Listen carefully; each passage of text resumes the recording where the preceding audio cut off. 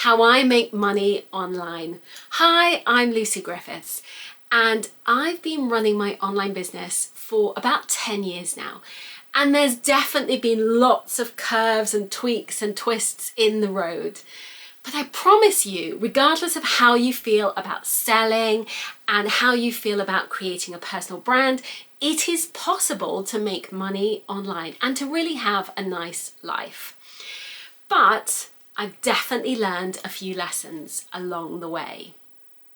And I think the biggest lesson for me has been it's twofold. One, that I have to show up and sell. I'm accountable to show up, to build an audience in order to sell.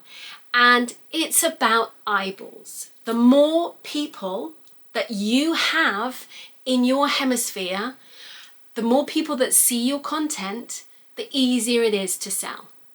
So it does mean that you make a decision that you are going to show up and you are going to sell, either using social media, or maybe it's through writing on blog posts and using SEO, or you're going to use paid ads. Whichever method that you go with, that's totally fine. I've used a mix of all of them, and I say that they all work because actually they all do work. But you have to build that audience because it's about eyeballs. It is no point doing this if you are, building the system, making a lovely website, all of those things, if you're not going to show up.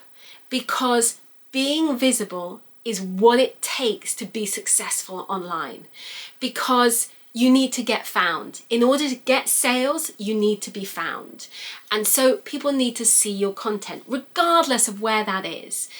And so if you don't enjoy being visible, then go do something else. I was talking to one of the mums at school today, and she was telling me, she said, oh, I work for the civil service. And basically that meant she works for something completely unrelated, and it's quite top secret.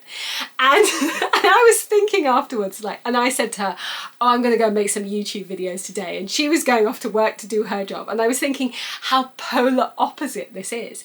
And my dad worked at the same place that she works.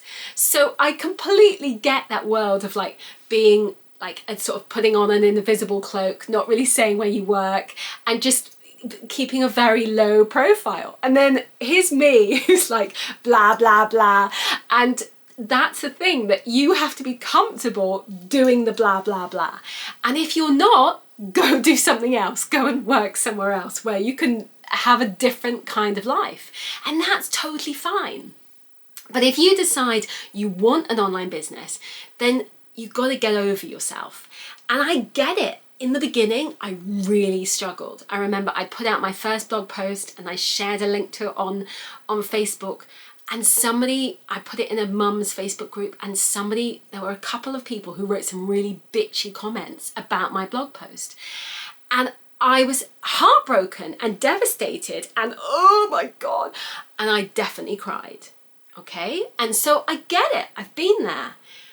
But I then also realized, am I going to let those people who I don't know control my energy and my destiny? Or am I just going to be whatever, because they're just so narrow-minded and small thinking, and actually build a life for myself that I really want and desire?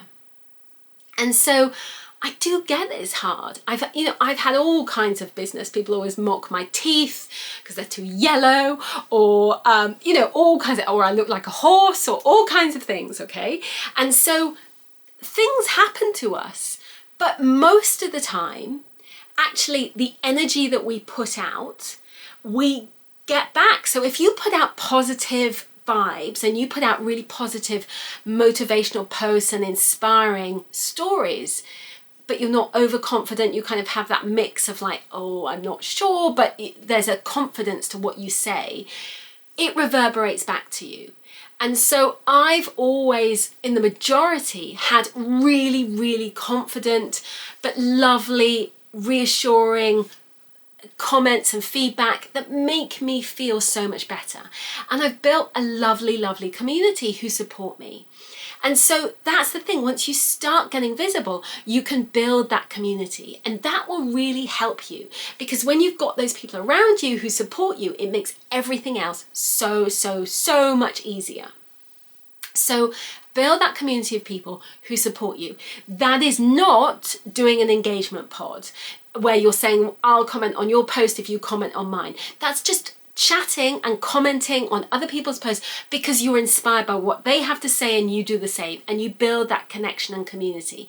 And that's what it's about. It's by building those online friendships being the operative word, rather than just kind of, sticking out and broadcasting your message. Because if you're just broadcasting your message, it's not reverberating back to you. So you need it to be a kind of conversation and a two-way point of conversation and building those relationships. So that is really, really key when it comes to being online.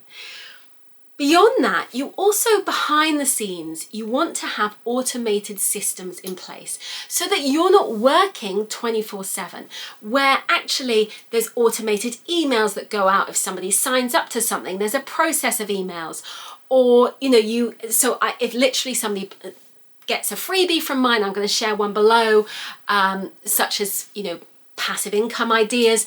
They would get that freebie. And then what would happen is you get a sequence of emails.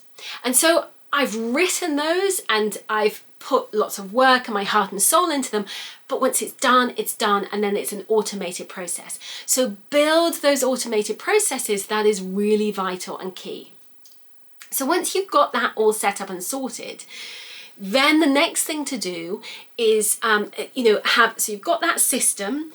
And then it's actually working on building your audience. So once you've got your digital components in place, so you've got your freebies set up, you've got maybe your courses, your membership, your group program, all of those different offerings that you can create, where it's not just you're doing it again and again, you are building a system to sell it. So let's say you have a digital course and you then have a system to sell it. So a sales page, a sequence of emails, and you are selling into that. And maybe there's a recorded webinar in there as well. So my recorded webinar, so people will sign up and then they watch a recorded webinar. Or once a quarter, I will also do a live version of that where I'm showing up live and we have lots of fun and it's much more conversational, and we have a lot of laughter in there. And so that is fun. Those elements, you want to make sure that there's a mix of your personality, having fun, but also building those systems so it's automated. So your business runs on autopilot without you having to be there all the time. So that it comes back to what you can focus on is actually the outreach, is actually the conversation, is actually your social media posts and building those connections and communities in order to sell again and again. And I was talking to my cousin the other week at a family party, and he was saying, so what do you do exactly? And I said, I do the school run, and then I go for a run, and I'll do a post on LinkedIn, and I'll make sure that I have lots of chats and engage on LinkedIn, and so and then it depends what else I have going on in my day. Maybe it's a few Zoom calls, or maybe I'll be doing some writing or creating some videos, and then I do school pickup, and that's my day.